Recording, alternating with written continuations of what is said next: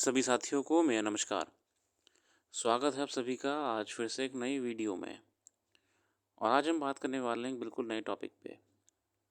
हमारा टाइटल रहेगा ऑब्जर्वेशन 2024, यानी कि 2024 में हम क्या ऑब्ज़र्व कर रहे हैं और हम क्या उससे अपने कंक्लूजन लाए हैं।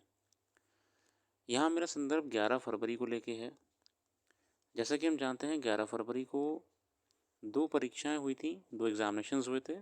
एक आपका हरियाणा का था SCS और एक आपका था ROARO का UPPCS। और दोनों पेपर अगर हम देखें तो अपने आप में अलग नेचर के थे और दोनों पेपरों ने अच्छा लेवल भी दिया था।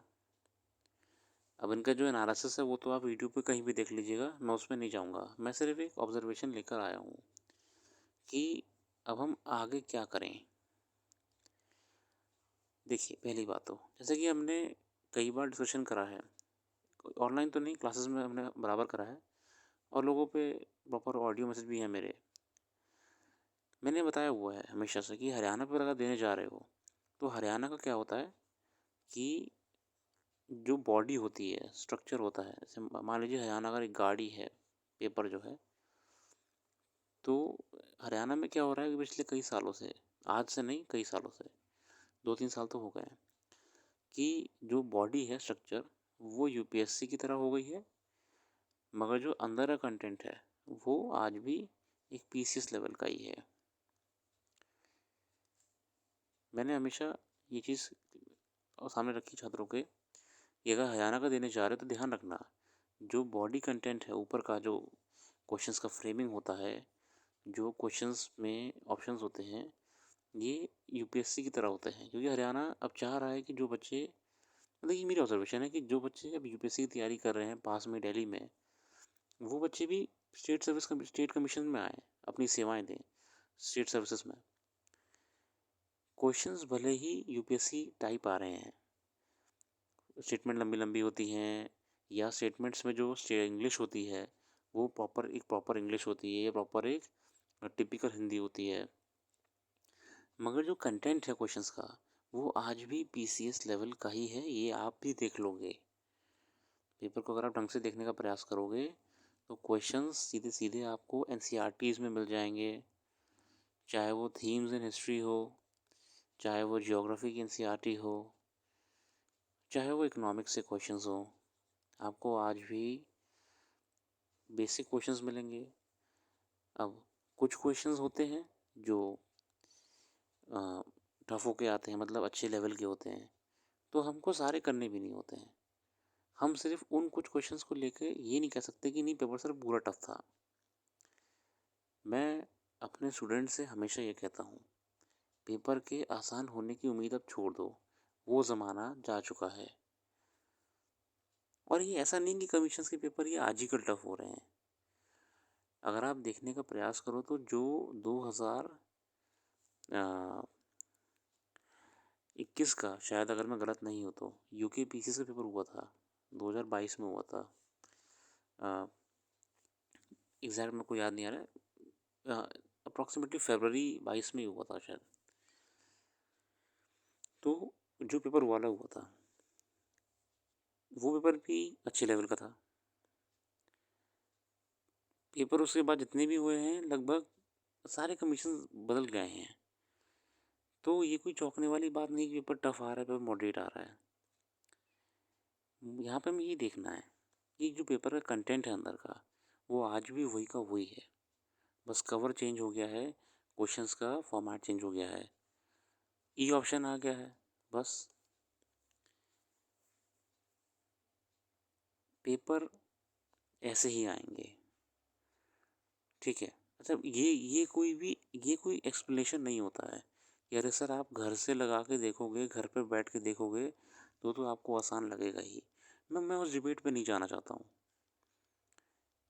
मैं मेन चीज़ पे आना चाहता हूँ, और जो मेन चीज़ है कि हमें तो सिलेक्शन लेना है।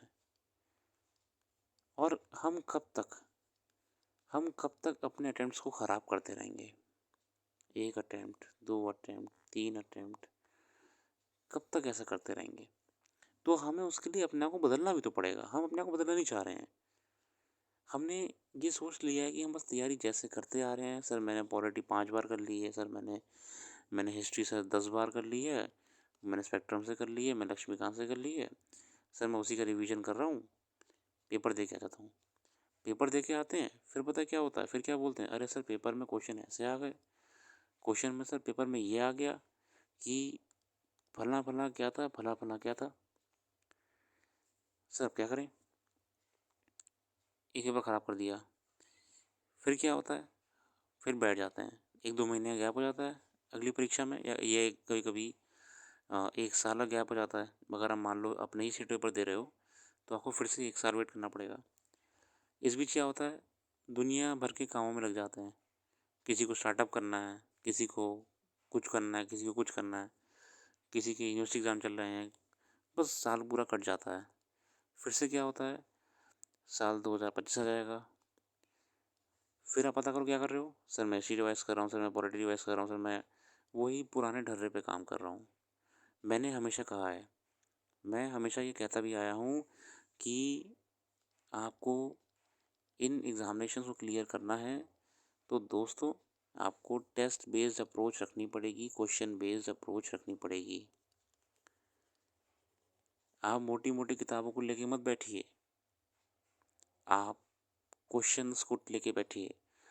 आप अगर इस तैयारी में हो एज एन एक्टिव कैंडिडेट तो आपको वीकली कम से कम मॉडल टेस्ट लगाने ही लगाने हैं, भले ही पेपर 365 दिन बाद हो। अगर आप अभी एक्टिव कैंडिडेट हो तो आपको वीकली टेस्ट लगाने ही लगाने हैं। और जैसे जैसे पेपर पास आता रहेगा, मान लीजिए ये अभी साल की जनवरी में है और पेपर यहाँ अगले साल जनवरी में है, जैसे ही पेपर पास में आता रहेगा तो आपको ये फ्रिक्वेंसी और कम कर देनी है। आपको कम से कम वीक में 2 पेपर लगाने पड़ेंगे, ठीक है, 2 घंटे तो बैठना है। पेपर लगाने के बाद आप अपनी टेक्स्ट बुक्स पे जाइए तो आप ये पाएंगे कि आपको अपनी टेक्स्ट बुक या फिर अपने नोट्स को, वही सर मैं 5 घंटे लक्ष्मीकांत पढ़ रहा हूँ, मैं 6 बार मैं स्पेक्ट्रम कर चुका हूँ, कोई ज़रूरत ही नहीं पड़ेगी। आपको रियलाइज़ हो जाएगा कि आपको 10 बार या 12 बार स्पेक्ट्रम वगैरह नहीं करनी है, आपको सिर्फ सर्टेन पॉइंट्स को ऑब्जर्व करना है। आपको एक लिमिटेड चीज़ को ऑब्जर्व करना है, ना कि आप 6-6 घंटे लेके बैठ जाओ और उसका निष्कर्ष क्या निकलता है, क्वेश्चंस एक नहीं हिलते हैं, क्वेश्चंस एक नहीं हिलते हैं। और आपका एक्सप्लेनेशन क्या होता है, अरे सर क्वेश्चन तो स्टेटमेंट वाइज आ गए थे, गलती हो गई सर, हम कैसे कर लेंगे सर, पेपर टफ क्यों आ रहा है, दुनिया भर के एक्सप्लेनेशन आ जाएंगे आपके पास। आप एक चीज़ देखो कि क्वेश्चन, पहली बात तो ये मैं आपको क्लियर कर दूं, पेपर्स मैंने जितना ऑब्जर्व करा है पिछले 2 से 3, लगभग 2-2.5 साल कह लो, आप 3 साल कह लो, पेपर मैंने देखा है कि लेवल ऊपर ही जा रहा है, मगर कंटेंट कहीं ना कहीं वहीं टच कर रहा है उसी लेवल पे। कंटेंट में कोई ऐसा परिवर्तन नहीं करा है। कमीशंस ने चेंज जो करा है वो स्टेटमेंट्स में करा है, स्टेटमेंट थोड़ी सी कॉम्प्लिकेटेड सी बना दी है, थोड़ी सी कॉम्प्लिकेटेड करी है मगर मीनिंगफुल है।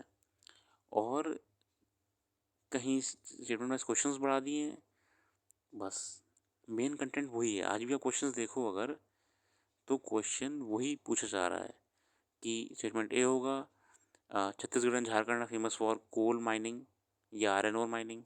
स्टेटमेंट बी होगा, iron ore is found in XYZ। Question C दे देंगे बहुत से बात आपको, America as the largest producer of iron, मतलब ऐसे ही। अब हरियाणा में तो और बड़े ऑप्शन हो जाते हैं कि इन द फाइनेंशियल ईयर 23-22 फला फला percentage of iron was produced and exported, दुनिया भर की कहानी। अब इसको देख के आप ये कह रहे हो कि सर पेपर बहुत टफ आ गया, सर ये कैसे कर लेंगे। अरे आप ओरिजिनल, और अब ओरिजिनलिटी पे जाओ, तो जो जो स्टेटमेंट्स पहले 2 आ रही थी वो अब एक क्वेश्चन में 4 आ रही हैं। दूसरी बात, जो डेटा आप हमेशा बच रहे थे याद करने से कि सर हम ये रट लेंगे कि झारखंड में क्या पाया जाता है, हम सर ये रट लेंगे उड़ीसा में क्या पाया जाता है ना, वेस्ट बंगाल में क्या पाया जाता है, हम हम इकोनॉमिक सर्वे नहीं रटेंगे, हम डेटा नहीं रटेंगे बजट का। हम जो इंडस्ट्री से डेटा निकल के आता है, पीआईबी में आता है, हम सर वो नहीं रटेंगे। हम सर इतने ही रटेंगे बस। Sorry sir. कमीशन वो चीज़ पकड़ रहा है और इसमें कोई नई चीज़ नहीं है। अगर आप डेली करंट अफेयर्स भी कर रहे होगे ना, तो ये लास्ट ऑप्शन आया क्वेश्चंस का कि इंडिया का फाइनेंशियल ईयर में कितना प्रोडक्शन था, वो अगर आप ऊपर ऊपर भी देख लोगे करंट अफेयर्स में, अपनी मैगजीन्स में, जो भी मैगजीन आप फॉलो अप करते हो, मिल जाएगा। पर दिक्कत क्या हो रही है कि हमने अपने तरीके नहीं बदले हैं। हम आज भी अंतिम समय तक रटते रहते हैं, अपनी किताबों को बस पढ़ते रहते हैं। हम कम क्वेश्चंस की प्रैक्टिस नहीं करते हैं, और अगर करते भी हैं तो बार बार उनके आंसर देखते रहते हैं। हम अपना दिमाग लगाना नहीं चाहते, हम दिमाग अपना एक्टिवेट ही नहीं कर रहे हैं। यहाँ पे गलती हो रही है साथियों।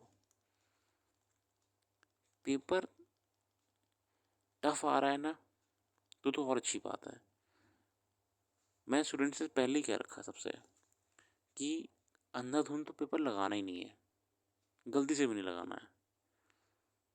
रुक जाओ, क्वेश्चंस देखो कितने कर पा रहे हो, 100 कर पा रहे हो। और हरियाणा में तो मैंने पहले क्लियर कर रखा था पेपर, मेरे को पता है कैसा आएगा। ये सब जानते हैं मेरे जो ऑडियो मैसेज होते हैं, हम ऑफलाइन क्लासेस में सर्कुलेट करते रहते हैं व्हाट्सएप ग्रुप्स में हमारे। मैंने कह रखा है कि 80+ क्वेश्चन रखना, ज़्यादा मत जाना, अंधाधुंध फायरिंग मत कर देना यहाँ पे आके, क्योंकि पेपर का लेवल अच्छा ही आएगा हरियाणा का। वो चाहता है कि यूपीएससी का क्राउड यूपीएससी लेवल टच करे, ताकि और अच्छा कैंडिडेट उनके पास आए। दूसरी बात, जैसे पॉपुलेशन हमारा बढ़ रहा है, कॉम्पिटिशन्स में कैंडिडेट्स, जो नंबर ऑफ़ फॉर्म्स बढ़ते जा रहे हैं, प्राइवेट सेक्टर में ले ऑफ हो रहे हैं, प्राइवेट सेक्टर में जॉब सिक्योरिटी नहीं दिख रही है, तो लोग गवर्नमेंट सेक्टर की तरफ जा रहे हैं।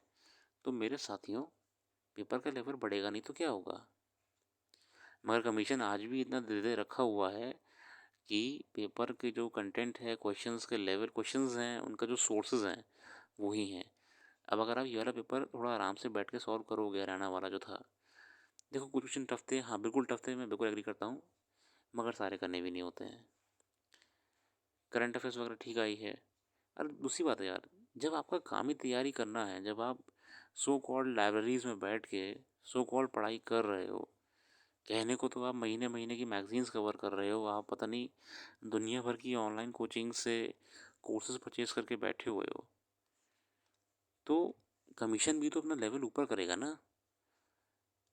10 साल पहले कंटेंट की अवेलेबिलिटी और पेपर का लेवल, और 10 साल बाद कंटेंट की अवेलेबिलिटी और पेपर का लेवल में फ़र्क क्यों नहीं आएगा? आज अवेलेबिलिटी कितनी बढ़ गई है, पहले नहीं थी। हमें ये ध्यान रखना है, हम ये भूल रहे हैं। हम आज भी पुराने तरीक़ों पे जा रहे हैं। इसमें कहीं ना कहीं गलती इंस्टीट्यूट्स की भी है, मगर हम उस डिबेट में नहीं जाएंगे। वापस लौटते हैं मुद्दे पे। ये तो हरियाणा का रहा। पेपर आप आराम से सॉल्व करोगे, आप पाओगे कि पेपर जो है बहुत मज़े से एनसीईआरटी बेस्ड रहा है, और पूरे पेपर तो करने की ज़रूरत भी नहीं थी। क्वेश्चंस अगर छोड़ भी दोगे तो भी आप क्वालिफाइंग लेवल पे अपने नंबर ले आओगे। ठीक है, वो हम डिस्कशन क्लास में कर लेते हैं। बहुत बहुत हमने घंटों घंटों बात करी क्लासेस में कि कैसे करना है, कैसे पेपर हुआ था, है ना। और मैं तो ये बिल्कुल भी क्लेम कैंसिल करता हूँ जो ये कहता है कि घर पे लगाएंगे तो हो ही जाएगा। भाई मेंटल स्टेबिलिटी तो रखनी पड़ेगी, है ना। डॉक्टर होता है, कितनी भी पढ़ाई कर ले, उसे भैया ऑपरेशन थिएटर में सर्जरी करते वक्त मेंटल स्टेबिलिटी रखनी ही पड़ेगी।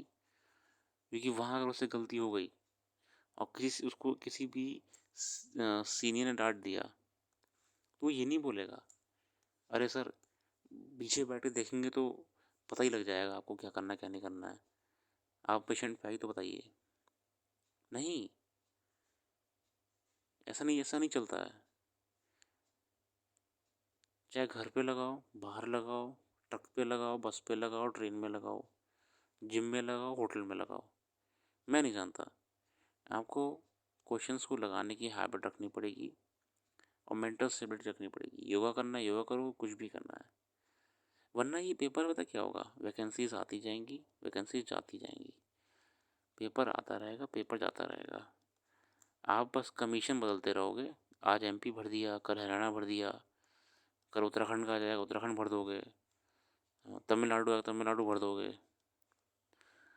मगर जो सर्कल है ना वो लौट के वहीं आ जाएगा।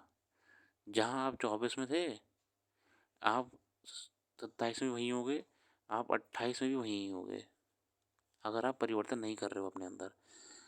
और जैसे जैसे ये साल गुजरेंगे ना, पेपर का लेवल बढ़ेगा ही, कम नहीं होने वाला है।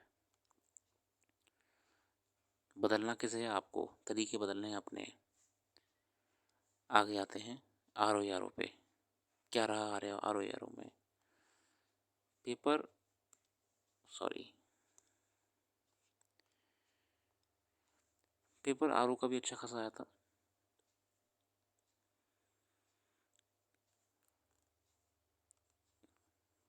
मगर अगर हम पेपर आर ओ का देखें तो क्वेश्चंस का लेवल ठीक था। Current affairs, one liner current affair तो ख़त्म हो ही गई है, क्योंकि इसमें कोई नई बात नहीं है। अगर आप यूपी पीसीएस 2023 वाला पेपर देखोगे, 2023 वाला, तो वहाँ पे ये आइडिया पहले हो चुका था कि ये सब जो आपकी वन लाइनर करंट अफेयर वगैरह है और दुनिया भर की ट्रेडिशनल चीज़ें हैं वो सब ख़त्म हो चुकी हैं बिल्कुल। जो रटा रटाया भागे जा रहे हैं। मगर फिर भी क्वेश्चंस का लेवल अगर हम देख रहे हैं तो क्वेश्चंस वैसे के वैसे ही आए थे, है ना। साइंस से क्वेश्चन अच्छे खासे थे, वही लेवल था, कोई परिवर्तन था ही नहीं। पेपर मॉडरेट से टफ था क्योंकि स्टेटमेंट वाइज अच्छे क्वेश्चंस पूछे गए थे, है ना। फिर भी बहुत छात्रों से नहीं हुआ। और यहाँ पे तो कुछ सिली सिली वजह भी सुनने को मिली छात्रों से कि सर मेरा हिंदी गड़बड़ हो गया। वो सर मैं यूपीएससी की तैयारी कर रहा था इसलिए मैं हिंदी फोकस नहीं कर पाया। बहुत बढ़िया। इतना कोई गैर जिम्मेदार कैसे हो सकता है? अरे भैया, आपको पता है कि आपको समय रहते एग्जामिनेशन का फॉर्म भरा है, आपने एग्जामिनेशन की स्कीम पढ़ी है, तो उस स्कीम में लिखा हुआ है ना कि पेपर अगला वाला हिंदी का होगा, हिंदी भी करनी है।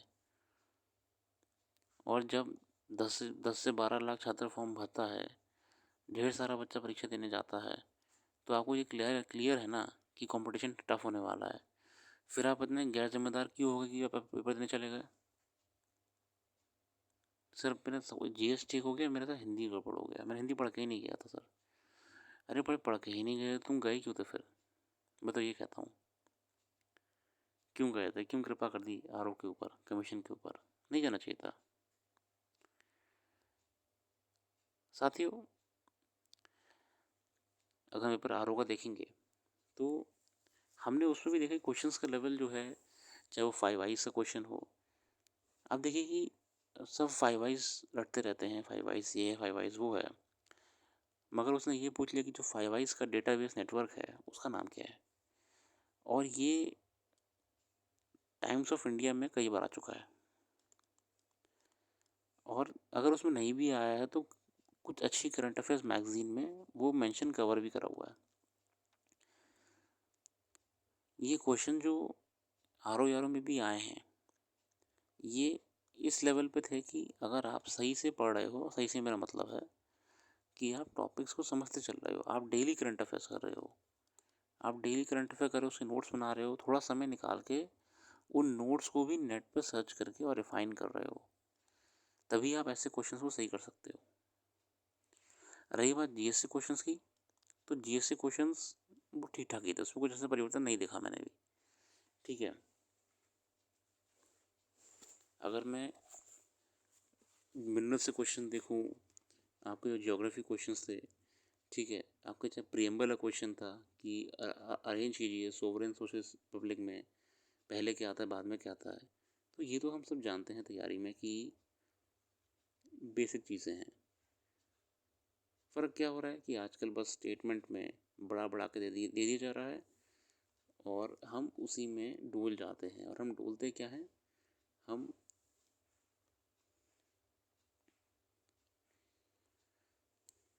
ये सोचने लगते हैं कि ये तो हमसे हुआ ही नहीं था, या हमने ये छोड़ दिया था। ज़रा सी स्टेटमेंट बढ़ जाती है, पेपर हमारा गड़बड़ हो जाता है। कमी यहाँ पे कहाँ पे आई है? कमी यहाँ पे आती है कि हमने अपनी टेस्ट बेस्ड प्रैक्टिस करी ही नहीं है। हमको लग रहा है कि हम ऐसे ही कर लेंगे।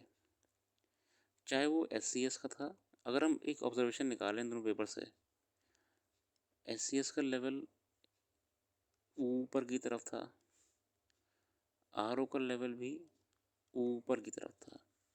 अब आने वाला है यूपी पीसीएस का एसडीएम वाला 17 मार्च को। आप इन दोनों पेपर को ऑब्जर्व करके एक मध्यम मार्ग निकालोगे तो आप यूपी पीसीएस को क्लियर कर लोगे।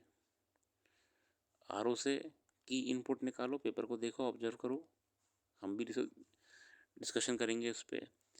और हरियाणा का देखो, हरियाणा का लेवल ऊपर ही था, यूपीएससी से नीचे था। तो आपको ये आइडिया हो जाएगा कि पेपर का अगर पेपर टफ भी हुआ तो कितना ऊपर जा सकता है, और पेपर बेसिक भी रहा तो किस स्टैंडर्ड पे रह सकता है, बेसिक होते हुए भी मॉडरेट पेपर। बाकी आप लिख के रख लो अभी से कि पेपर यूपीपीसीएस वाला भी आएगा, वो मॉडरेट से ऊपर ही रहेगा। अभी से मैं कह रहा हूँ, पेपर तो आया भी नहीं है, मैं तब भी कह रहा हूँ आपसे, पेपर में आपके लिए कोई भी रियायत नहीं होगी। आप अपने आप से कोई भी वीडियो देखो, वो आपके ऊपर है। हालांकि मैं तो हमेशा कहता हूँ यार, अपना खुद का ऑब्जर्वेशन देखो। आप पेपर उठाओ हरियाणा वाला, पीडीएफ बहुत सर्कुलेट हो चुके हैं टेलीग्राम ग्रुप्स पे। आप पेपर उठाओ आरओ वाला, इन दोनों को आप ना आराम से बैठ के पढ़ो, प्रॉपरली बैठ के पढ़ो, अध्ययन करो अपने आप। जो भी आपने अपना कंक्लूजन निकाला होगा उसको मध्य मार्ग में ले आना। आपको पता लग जाएगा कि मुझे इस रेंज के अंदर ही अंदर अपनी रणनीति बनानी पड़ेगी। और दोस्तों, आप ना उसी रेंज में रणनीति बनाओगे जब अपनी, आपको यूपीपीएससी के लिए क्लैरिटी मिल जाएगी। बस इतना ही मैं कहना चाह रहा था आपसे। अभी भी समय है, ये मत कहना कि सर पेपर में क्वेश्चन टफ आ गया, स्टेटमेंट टफ आ गया वगैरह वगैरह। ये रियलिटी है, अब यही रियलिटी है, पेपर ऐसे ही आने वाले हैं। ये अब हकीकत मान लो तो ठीक है, नहीं मानो तो फिर साल दर साल ऐसे ही सोचते रहना कि हमें करना कैसे है। कोचिंग बदलते रहना, शहर बदलते रहना, लाइब्रेरी बदलते रहना। आजकल हम अगर लाइब्रेरीज पे देखें तो क्या हो रहा है, मैंने इतना ऑब्जर्व करा है, हमारी भी लाइब्रेरी है, और ज़्यादातर केस में क्या हो रहा है, बच्चे पढ़ते ही नहीं हैं। बहुत कम बच्चे हैं जो एक बार लाइब्रेरी के अंदर बैठ गए तो भाई उनका निकलना मुश्किल है। पढ़ते रहेंगे पढ़ते रहेंगे पढ़ते रहेंगे। मगर जो मेजॉरिटी बच्चे हैं वो सब लाइब्रेरी के बाहर टहलते रहते हैं। अगर पास में कहीं गार्डन है, गार्डन में टहलते रहेंगे, कोई चाय की टपरी है, वहाँ बैठे रहेंगे, पढ़ेंगे नहीं। देखिए, मैं छात्रों के विचार विमर्श पे या विचार आदान प्रदान पे बिल्कुल भी रोक नहीं लगाता हूँ। मैं चाहता हूँ कि जो स्टूडेंट है वो देश का युवा बातें करे, सॉल्यूशन निकाले, समाज के लिए, अपने लिए परिवर्तन के नए रास्ते बनाए। मगर फिलहाल ऐसा कुछ नहीं होता है, सब दुनिया भर की बातें करते रहते हैं, फालतू वाली एकदम। कौन सा नया मोबाइल आ गया है, कौन से भैया कहाँ एसडीएम है, कौन से भैया डीएसपी हैं, आईएएस की पावर क्या होती है ना, पीसीएस की पावर क्या होती है, पीएम के सेक्रेटरी की इतनी पावर होती है कि वो आईएएस को उठा देता है, कैबिनेट सेक्रेटरी की इतनी पावर होती है कि वो दुनिया हिला देता है। दुनिया भर की बातें करते रहते हैं फालतू की, तो मैं सुनी है मैंने। हम खुद अपना टाइम वेस्ट कर रहे हैं। और पता है, जब आप इन्हीं बच्चों से मिलना, अभी मिल के आना, पेपर अभी हो गया है, और आप इनसे पूछना कि भैया आपने आरओ दिया था, क्या रहा आपका? अरे वो मेरी इस बार तैयारी नहीं थी, मैं अगले साल दूंगा। अरे वो मेरी हिंदी सही नहीं थी, मैं इसलिए बाद में दूंगा। अरे इस बार मेरे को टाइम ही नहीं मिला था, असल में ये फला हो गया था, डिमका हो गया था, इसलिए मैं बस देख के आ गया, मेरा मन भी नहीं था। ये लोग ऐसी बातें करेंगे।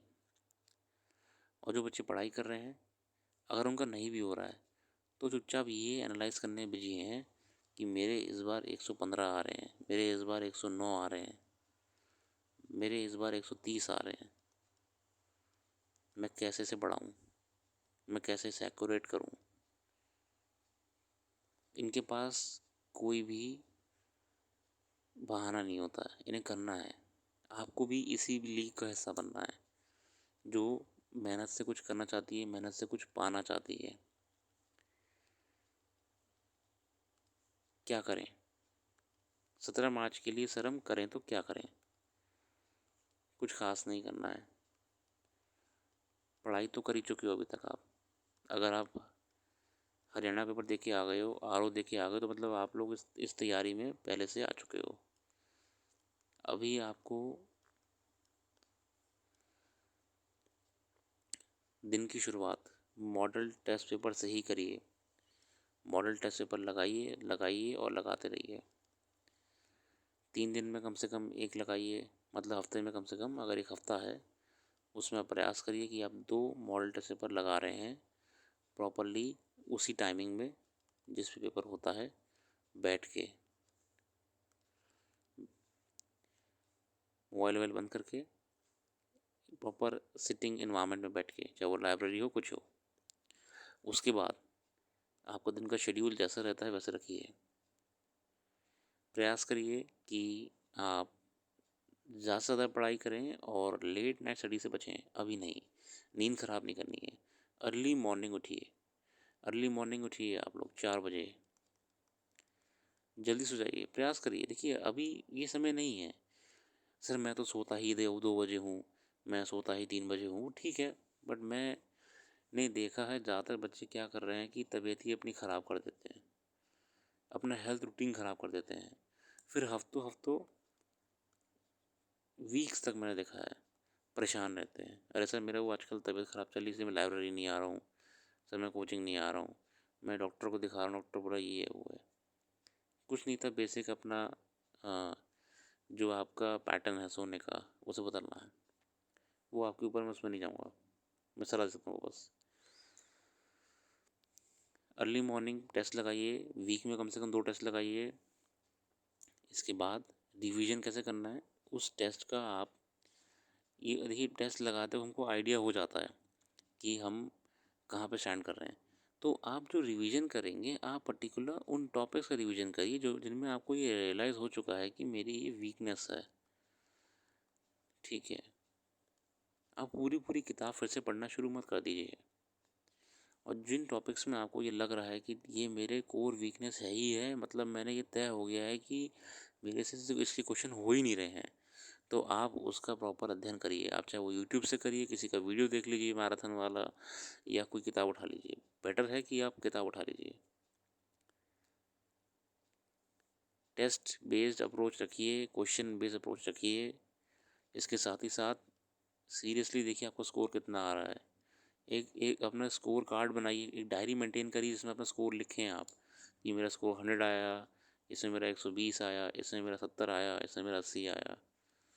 अगर आपसे वैल्यूएशन नहीं हो पाता है तो प्लीज़ आप ये किसी टीचर को दिखाइए कि सर मैंने अभी 4 टेस्ट दे दिए हैं 2 हफ्तों में, प्लीज़ बताइए सर कि मेरा स्कोर इतना कैसे आ रहा है, कम आ रहा है, ज़्यादा आ रहा है, मैं कैसे अच्छा कर सकता हूँ।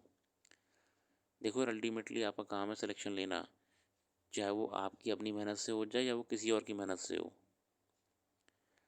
ये काम ज़रूरी है, इवैल्यूएशन करना ज़रूरी है। अगर आप लोग टेक्निकल फील्ड से जुड़े हुए हो तो आपको पता होगा कि कोई भी मशीन होती है, कोई भी चीज़ होती है, उसका रिकॉर्ड मेंटेन करा जाता है कि टेम्परेचर कब कब क्या रहा, करंट का फ्लो कितना आ रहा है, क्या रीडिंग है, अब क्या रीडिंग है, बाद में क्या रीडिंग है।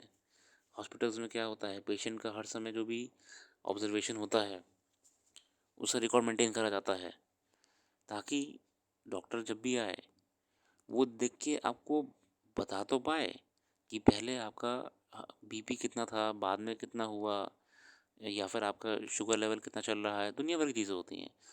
जब तक कोई डेटा आपके सामने डेटा ही नहीं होगा तो आप ऑब्जर्व कैसे करोगे यार? फिर आप अंधेरे में तीर मारते रहोगे, बस अंधेरे में तीर चलता रहेगा और समय निकल जाएगा, निकलता रहेगा, आप बस सोचते रह जाओगे। कुछ नहीं करना है, हमें वीक में कम से कम 2 टेस्ट अब लगाने ही लगाने हैं। 3 दिन की फ्रिक्वेंसी ठीक होती है क्योंकि पढ़ने का समय भी चाहिए ना यार अगले टेस्ट के लिए। टेस्ट दिन की शुरुआत टेस्ट से ही होगी। ज़रूरी नहीं है कि 9:30 बजे लगाओ। अभी आप जितने बजे उठ रहे हो अर्ली मॉर्निंग तब भी लगाओ तो भी ठीक है। जैसे जैसे एग्ज़ाम पास आता रहेगा आप प्रयास करना कि आप फिर 9:30 बजे ही टेस्ट लगाओ, ठीक है।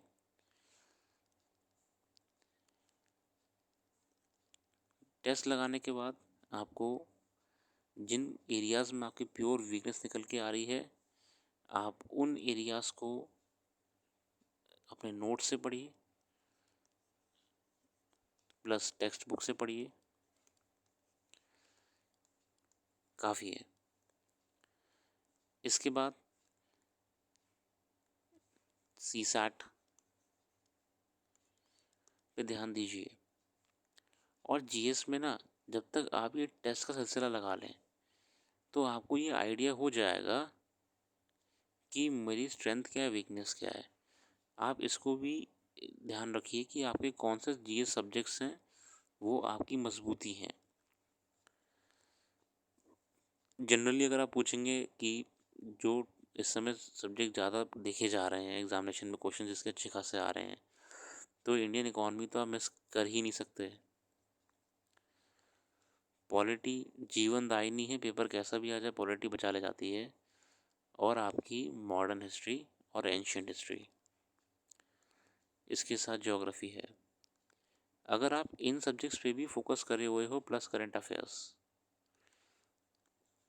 तो आप अच्छा खासा कर लेते हो। सब्जेक्ट सारे ज़रूरी हैं, लगभग सब्जेक्ट सारे कवर भी इसमें हो गए हैं, लेकिन ये मेन सब्जेक्ट्स हैं। आपको लगभग 2 से 4 टेस्ट के बाद क्लैरिटी हो जाएगी कि आप कहाँ पर स्टैंड कर रहे हो। स्कोर बढ़ाने का तरीका सीनियर से पूछिए, अपने टीचर से पूछिए, ऐसा कोई ख़ास तरीका नहीं होता है। हम इसे समझने का प्रयास ऐसे करते हैं कि हम क्वेश्चन कौन सा गलत करा, क्या वो गलती फालतू थी, कभी कभी ऐसे ही हो जाता है, या वो गलती इस वजह से हुई है कि हमें वो कॉन्सेप्ट पता ही नहीं है। बस इसके अलावा कोई इंजेक्शन नहीं है धरती पे बना जो आपको स्कोर बढ़ा देगा।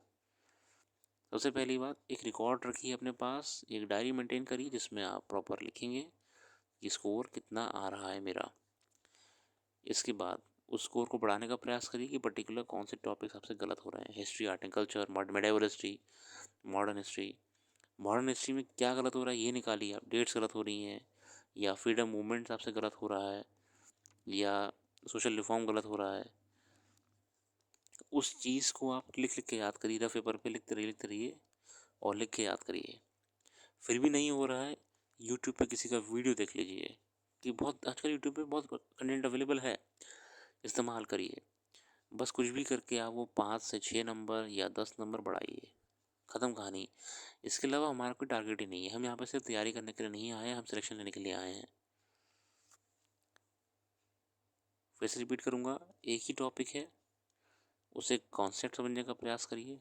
नहीं हो रहा है, ये जानिए कहाँ पे नहीं हो रहा है, क्या नहीं हो रहा है एग्जैक्टली वो आप पॉइंट आउट करिए। अगर आपको पता है कि मेरे को डेट्स याद नहीं होती, या फिर मेरे से कोई भी विटामिन याद नहीं हो रहे हैं, या फिर आर्टिकल्स याद नहीं हो रहे हैं पॉलिटिकल साइंस के, तो आप उसे लिख लिख के याद करिए।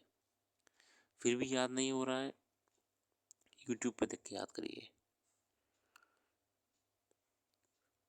कुछ भी करके 5 से 6 नंबर हर बार बढ़ाइए। आपके हर दूसरे टेस्ट के बाद नंबर इंक्रीज होने चाहिए। 5 से 6 नंबर इंक्रीज करिए, 10 नंबर इंक्रीज करिए, तभी आपको टेस्ट देने का फ़ायदा मिलेगा। और अगर आपके नंबर इंक्रीज नहीं हो रहे हैं तो ये एक रेड अलर्ट है कि आपको किसी को कंसल्ट करना पड़ेगा, ताकि अब आपका समय बच जाए, अब आपको ज़्यादा टाइम वेस्ट ना करें। सिंपल है, इसके अलावा कुछ खास कहानी नहीं है। टेस्ट बेस्ड अप्रोच रखिए, क्वेश्चन बेस्ड अप्रोच रखिए। प्रायोरिटी पे हमेशा आपके नोट्स होने चाहिए, और आप लास्ट मोमेंट की रिवीजन के लिए भी क्विक नोट्स रखेंगे अपने पास। क्विक नोट्स, अपने नोट्स को क्रिस्प करते रहिए, क्विक करते रहिए। इसके साथ ही साथ आप इकोनॉमी, करंट अफेयर्स, बजट को अच्छे से करके जाइए। यूपी बजट को करके जाइए, यूपी करंट अफेयर्स को करके जाइए। यूपी करंट अफेयर अच्छी खासी आ रही है, एग्जाम में आरओ में देखा गया था। पहले से ही माइंड में मेकअप कर लीजिए, पेपर टफ ही आएगा, है ना। इजी के तो आप उम्मीद करिए मत, आप माइंड में पहले करिए पेपर टफ आएगा, तो हमें कोई उम्मीद ही नहीं है इजी की, तो हमें कोई डर भी नहीं है। बस जितने टेस्ट आप दे रहे हैं आपका स्कोर इंक्रीज ही होना चाहिए, कम नहीं होना चाहिए, या फिर स्टेबल होना चाहिए। अगर ऐसा नहीं हो रहा है, इंक्रीमेंट 5 से 6 क्वेश्चन का नहीं बढ़ रहा है आपका हर टेस्ट के बाद, तो आप उन पर्टिकुलर चीज़ों को पॉइंट आउट करिए कि मैं यहाँ पे गलत हो रहा हूँ, या उस सब्जेक्ट में गलत हो रहा हूँ। अगर वो सब्जेक्ट का कॉस्ट बेनिफिट निकल रहा है तो आप उस पर ध्यान दीजिए, नहीं निकल रहा छोड़ दीजिए। सारे क्वेश्चन करने भी नहीं होते एग्जामिनेशन हॉल में। मगर जो मेन सब्जेक्ट्स हैं जैसे कि हमारा पॉलिटिकल साइंस है, ज्योग्राफी है, हिस्ट्री है, इकोनॉमिक्स है, इनमें आप बिल्कुल भी रिस्क नहीं ले सकते हैं। अगर आपसे कोई चीज़ याद नहीं हो रही है, लिख लिख के याद करिए। आप नोट्स बनाइए, एक और नोट्स बनाइए, क्विक नोट्स बनाइए, कुछ भी करिए, मैं नहीं जानता। बोल बोल के याद करिए, रटिए। जो मेन सब्जेक्ट्स हमेशा आने ही हैं उनको ध्यान से रखिए। करंट अफेयर्स है, याद नहीं होती है। जैसे मैंने इस बार अपने आखिरी ऑडियो मैसेज में कहा था इस पेपर से पहले 11 फरवरी के, ये करंट अफेयर अगर आपसे भी लंबी लंबी नहीं हो रही है तो आप बस जनवरी से लेके लास्ट ईयर अक्टूबर तक की याद कर लो, इसमें भी काम हो जाएगा। प्रॉपर ही मैसेज है, ऑडियो मैसेज। और वही हुआ इस बार, चाहे वो हरियाणा वाला था। क्वेश्चंस लगभग अक्टूबर तक करंट अफेयर्स के आए हुए थे और जनवरी के भी आए हुए थे, दिसंबर के भी आए हुए थे। क्वेश्चन अच्छे खासे क्वेश्चंस थे। तो ये सब तरीके होते हैं कि हम एग्जामिनेशन पेपर कैसा भी है हम उसे निकाल सकें। इसके अलावा बाकी यूट्यूब पे कंटेंट अवेलेबल है, चाहे वो एनालिसिस का हो, विश्लेषण का हो। देखते रहिए, समझते रहिए, जैसे भी आपको पॉसिबिलिटी हो। मैं सिर्फ ये थोड़ा सा ऑब्जर्वेशन लेके आया था, शायद कुछ लोग को अच्छा लगे, कुछ लोग को समझ में ना आए, उनके ऊपर है। मैं बस ये कहना चाहता हूँ कि समय कम है और समय रहते हमें अपने आप को बदलना पड़ेगा, तरीके को बदलना पड़ेगा, वरना तैयारी छोड़ दीजिए।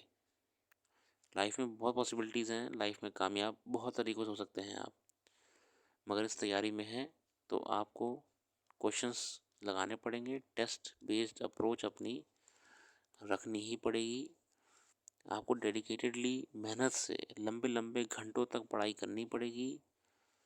आपको क्वेश्चन पेपर को सॉल्व करना पड़ेगा। आपको गाइडेंस, अकेले पढ़ पाए तो अकेले कर लो, गाइडेंस चाहिए तो गाइडेंस ले लो, कोई सीनियर की, कोई टीचर की। आपका जो अंतिम सिलेक्शन लेने का मोटिव है वो आप अचीव करिए। इस बीच की कहानी मत फंसिए, इस बीच की कहानियों में कुछ मज़ा नहीं है, ठीक है। बाकी अगर आपको हल्का सा भी आइडिया लेना है कि क्या हो सकता है, मुझे नहीं पता यूपीपीसीएस का आने वाले समय में क्या आएगा, मेरी भी एक आइडिया ही है, जनरल ऑब्जर्वेशन है। तो आप पेपर हरियाणा का देख लेना, उसका लेवल ऊपर ही है। और फिर आप आर ओ का देख लेना, उसका लेवल भी ठीक है, ऊपर तो मैं नहीं कहूँगा ज़्यादा, थोड़ा ठीक ही है। एक एनालिसिस करना, जो एनालिसिस आप करोगे पेपर दोनों पढ़ने के बाद, उसमें मध्य मार्क निकाल लेना, वही आपका यूपीपीसीएस का लेवल होने की उम्मीद है। जो कि यूपीपीएससी का एक खास बात रही है हमेशा, कि पेपर कितना भी अच्छे लेवल का आया है उसने अपना स्टैंडर्ड लगभग वही मेंटेन करा हुआ है। कभी ऐसे हो जाता है, कभी ऐसे हो जाता है, मगर एक एवरेज लेवल मेंटेन रहा है यूपीपीसीएस में। बस ऑब्जर्वेशन करिए, एनालिसिस करिए छोटा सा, ना हो तो किसी टीचर का, किसी सीनियर से हेल्प लीजिए आप, जो सीनियर कायदे में पढ़ाई कर रहा हो उससे लीजिएगा। बाकी खुश रहिए, और कोई भी बात हो जुड़िए हमारे साथ, बात करिए, सिलेक्शन लीजिए, घर जाइए।